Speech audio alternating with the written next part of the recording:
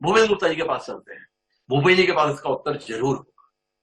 तो भूपेंद्र जी आप ही बताइए, जिस शिवराज सिंह सरकार को अपदस्थ करने के लिए आप प्रयत्नशील हैं, उस सरकार का विस्तार होने जा रहा है।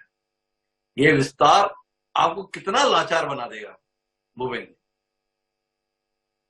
ये सरकार लाचार है और उसकी जो है जनता के बीच में प्रतिष्ठा खत्म हो चुकी है कि अब वो भागते हुए भूतों को लंगोटी पहनाने का काम कर रही है। चार चार चार भूतों को लंगोटी पहनाई जा सकती है, तो उस काम में ये सरकार लगी है। आज विंध्य क्षेत्र में आपने 4 साल जिस व्यक्ति की उपेक्षा की, उसको ये लंगोटी पहना के उपलब्ध क्या करेंगे, क्या अचीव करेंगे, टारगेट क्या है इनका? जिसे तुम टिकट नहीं देना चाहते थे उसे अब मंत्री बनाने पड़ रहा है आपको। इस मजबूरी का भी तो कोई नाम होगा। इस रिश्ते को क्या कहते हैं, जरा मालू जी ये बताइए। आज जो परिस्थितियां आपकी पार्टी में पैदा हो गई हैं, आपने तो जो है तेल लगा लगा के जो है सौतेले बच्चों को पद दिए, हारे हुए लोगों को भी जो है मंत्री पद के दर्जे दिए, और सगे बच्चों को आखिरी राउंड में जब बिल्कुल छाछ बची है तब आप कह रहे हैं कि बेटा दूध पी लो। ये जो आप काम कर रहे हैं, ये आपकी हताशा का परिणाम है। आपकी पार्टी को ये पता चल गया है कि आपकी जो है दुकान बंद हो गई, माल बचा नहीं बेचने के लिए, और इसलिए अब आपको जो है लोगों को साधने के लिए कोशिश करनी पड़ रही। मालू जी खुद बेचारे जो है इसी बात का शिकार है। मालू जी जैसे भले आदमी को कुछ नहीं मिला इस दुकान पे, पर इन्हें जो है सेल्समैन बना के रोज शाम को भेज देते हैं।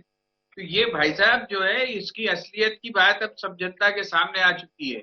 जिन नामों को आप लेकर आए वो भाई, मालू जी की दुकान पे माल नहीं बचा, चलो ठीक है, पर आपकी तो दुकान ही नहीं बची मालू जी के चक्कर में, तो चिंता तो उसकी करनी पड़ेगी। और आगे भी दुकान रहेगी कि नहीं रहेगी इसका सवाल है।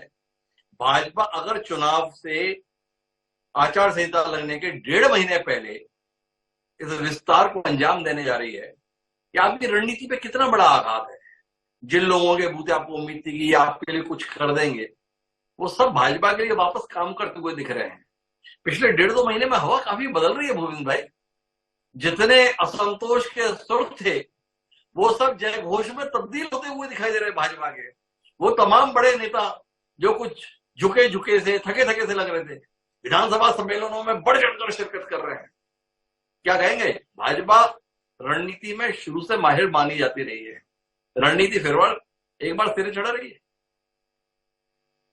देखिए सर, जिस तरह से मध्य प्रदेश में काम हो रहा है, वो काम संविधान की धज्जियां उड़ा के जिस तरह से काम हो रहा है, आप बताएं कि बाहर के दूसरे प्रदेशों के विधायक आकर क्या प्रशासन की किसी प्रदेश में बैठक लेते हैं? मध्य प्रदेश में ये हो रहा है। इनके जो ये एमएलए आए हुए हैं अपनी दुकान सजाने के लिए, वो सब बैठ के ले रहे हैं प्रशासन की। कलेक्टर वहां जी हुजूरी कर रहा है। ये संवैधानिक परंपरा का हिस्सा है क्या? ये जो है लूटखोरी करने के लिए जो सरकारें जिस तरह से काम करती हैं, उस काम को इस तरह से अंजाम दे रहे हैं। इनके जो है बाहर से आए विधायक अपनी कार्यकर्ताओं की बैठक लें, वहां तक तो समझ में आता है। चुनाव की रणनीति बनाए, वहां तक समझ में आता है। ये प्रशासन की बैठकें लेने लगे बाहर से आयातित आदमी। ये जो है ये कौन सी संवैधानिक व्यवस्था का हिस्सा है? ये मालू जी तो बताएं। भूपेंद्र जी भाजपा और कांग्रेस की चिंता के स्थान पर संविधान की चिंता पर आ गए हैं।